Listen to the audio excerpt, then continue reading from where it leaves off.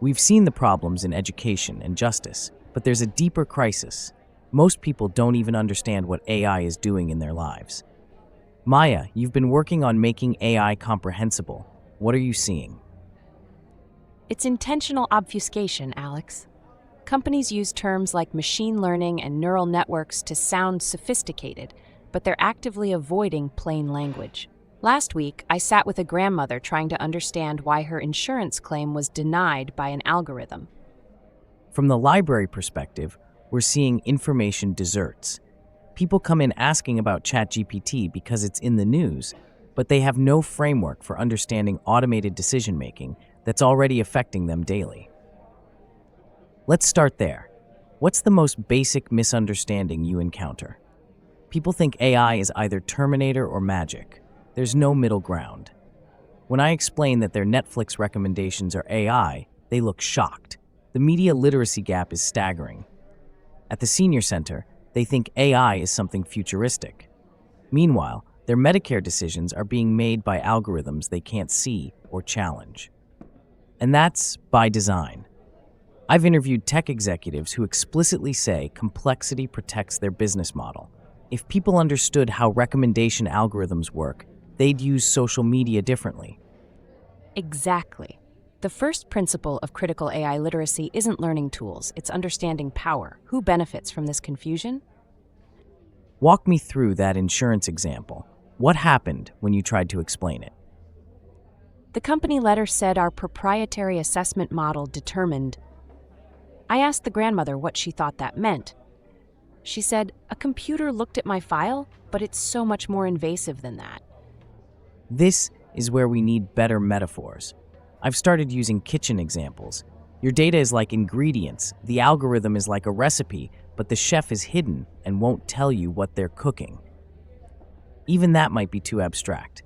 I use traffic lights. You understand red means stop, green means go. But imagine if the rules changed every day and no one told you why. The seniors relate better to medical analogies. Your data is like symptoms. The AI is like a doctor who never met you making a diagnosis. But here's the manipulation. Companies want you to think it's that neutral. They don't want you knowing about training bias, profit incentives, surveillance capitalism. Let's break down specific domains. Miguel, start with media literacy. What do people most need to understand? Pattern recognition. Not the technical kind, human pattern recognition. Is this video slightly too perfect? Does this comment section feel artificially unanimous? Why am I suddenly seeing tons of content about one topic? That's teaching backwards from effects to causes. Smart. Instead of explaining GANs, you help them notice what feels off. We do the same with research literacy. I don't explain language models. I ask, does this paragraph sound like it's saying something without saying anything? The tells are getting subtle, though. Deepfakes aren't just obviously bad lip sync anymore. We need to teach skepticism without paranoia. The seniors are actually better at this sometimes. They remember party lines, propaganda. They just need the connection made explicit. What about consumer algorithms? How do you explain recommendation engines? I use the pushy salesperson analogy. Imagine a store where the salesperson follows you home, goes through your garbage, listens to your conversations, then rearranges the entire store just for you next time. And hides all the exits. The algorithm doesn't just recommend, it shapes what you think is available. Library patrons get angry when they understand this. Why didn't anyone tell me Facebook was doing that? Because the confusion is profitable. The workplace surveillance is worse. Productivity algorithms that track bathroom breaks, emotion detection in video calls, automated performance reviews based on metrics you can't see. My daughter's a nurse. Her hospital schedules are AI generated. The algorithm doesn't understand why putting her on nights after her kid's recital matters. How do you explain these workplace systems to affected workers? Start with their lived experience. You know how the schedule never makes sense? It's not a person being thoughtless. It's a program maximizing efficiency metrics. Then you teach them to document patterns. Keep your own records. The algorithm might be unfair, but you need evidence. We've created tracking templates, simple spreadsheets where workers can note scheduling patterns, productivity scores, anything that affects them. The gig economy apps are laboratories for this. Drivers know something's controlling their lives, but can't articulate what. Teaching them about algorithmic management is like turning on a light. But it's also depressing. Knowing you're being manipulated doesn't always mean you can stop it. Let's talk about civic algorithms, government use of AI. This is where obfuscation meets bureaucracy. Predictive policing, benefit algorithms, child welfare scoring, all hidden behind proprietary methods and administrative complexity. I teach the concept of algorithmic redlining. Same discrimination, digital methods, your zip code, shopping patterns, social networks become proxies for race and class. People need to understand their data shadows.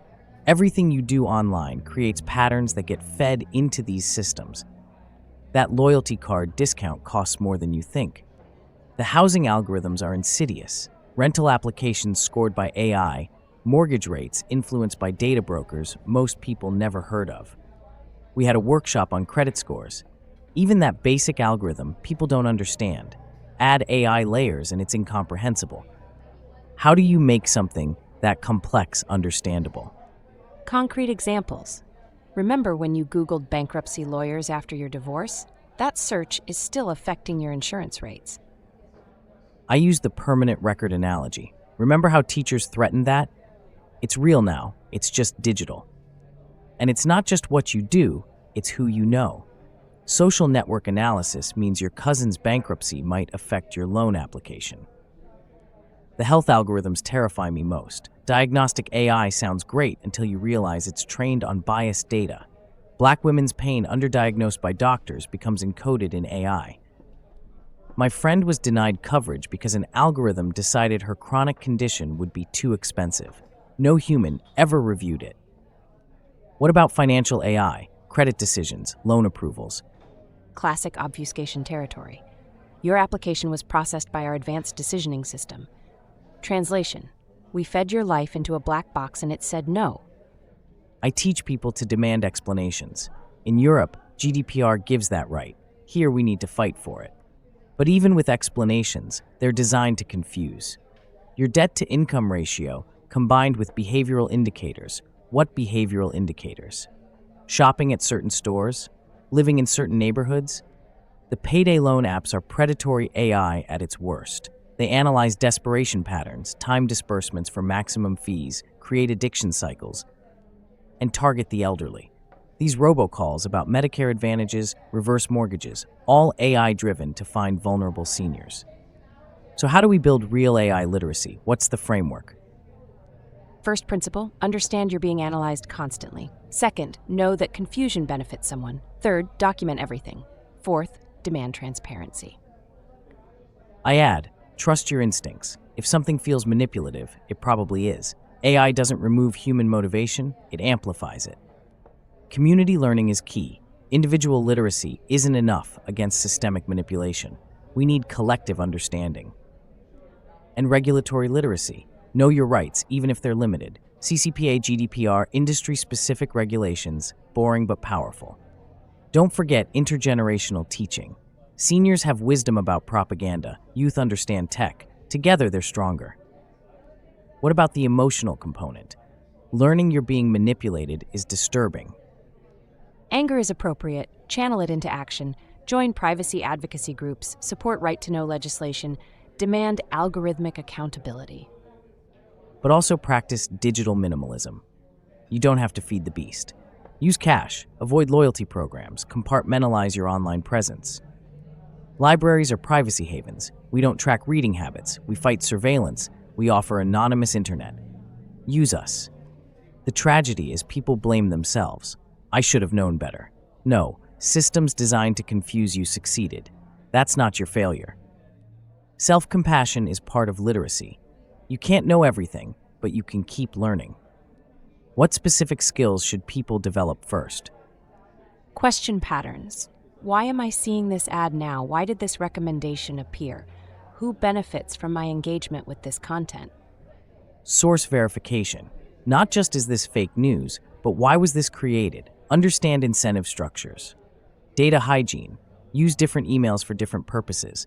Lie creatively on forms that don't legally require truth. Pollute your data trail. Learn to read terms of service, at least key sections. Privacy policies are designed to exhaust you, but key permissions are findable. Build support networks. Online privacy is lonely. Find your people, share strategies, learn together. Let's talk about children and AI literacy. Start young but age appropriate. Elementary kids can understand computers are watching what you do online. Teens can grasp algorithmic influence. YouTube's algorithm hijacking kids' attention spans. Parents need to understand that educational content can still be exploitation. We teach kids about stranger danger, but give them devices that invite strangers into their bedrooms via algorithms. The generational divide is real, though. Kids understand interfaces, but not infrastructures. They know how to use TikTok, not how TikTok uses them. Grandparents teaching grandkids about propaganda, while grandkids teach tech. That's powerful intergenerational literacy. What about language barriers? AI literacy for non-English speakers. Massive gap. Tech companies barely translate interfaces, much less explain their systems. We're creating workshops in Spanish, Mandarin, Arabic, but it's not enough. Cultural translation matters too. Collectivist cultures might understand data harvesting differently than individualist ones. One size doesn't fit all. Libraries are doing heroic work here. Multilingual digital literacy programs that include AI components, but we're underfunded and overwhelmed. The exploitation is worse for immigrant communities. Predatory services use AI to target language barriers, documentation status, cultural unfamiliarity. My ESL students are shocked when I explain their translation apps are collecting data about their private conversations. What gives you hope in this landscape? People's hunger to understand. Once they grasp the basics, they want more. The aha moments when someone realizes they're not stupid, the system is deceptive. Youth activism. Kids organizing against facial recognition in schools, demanding algorithm transparency. They get it. Community resilience. Mutual aid groups sharing privacy tools, churches teaching digital sanctuary, neighborhoods creating mesh networks. Whistleblowers and researchers exposing these systems. Every leaked document teaching us how manipulation works. Elders' wisdom about resistance. They've seen information control before. Their skepticism is protective once properly directed. Final thoughts on building AI literacy. It's not about making everyone a programmer.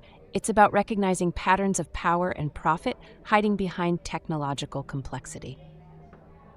Media literacy is survival now. If you can't evaluate information critically, algorithms will do your thinking for you. Use every resource available. Libraries, community centers, online courses, but learn collectively, not alone. Demand journalism that explains, not just reports. We need translators between tech complexity and human understanding. Remember that confusion is a choice tech companies made. Your clarity is resistance. The pattern across all domains is clear. Deliberate complexity, protecting extraction and manipulation. But understanding is possible, and with understanding comes power. Next week, we'll see how healthcare systems encode these same patterns of obfuscation into life and death algorithms. Until then, keep questioning what you're not supposed to understand.